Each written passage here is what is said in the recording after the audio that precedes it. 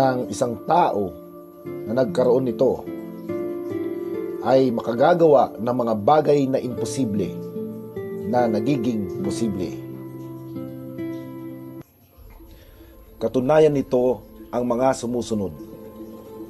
Paglipad ng unang eroplano na imbensyon ng magkapatid na Wright Brothers sa North Carolina.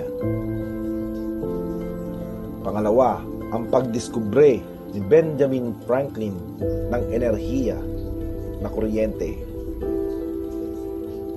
Pangatlo, ang mga imbensyon ni Thomas Edison sa light bulb, motion picture camera, telegraph, at improving telephone. Pang-apat, ang paglikha ng imperyo at matagumpay na negosyo nila Bill Gates, Steve Jobs, Warren Buffett, Elon Musk, at marami pang iba sa mundo. Mga bilyonaryo na nagkaroon ng infinite intelligence sa kalagayan para makagawa ng mga bagay na imposible na naging posible. Ang mga pangkaraniwang mga tao na nagsimula sa wala na naging matagumpay sa iba't ibang mga larangan ng sports, motion pictures, politika at ekonomiya.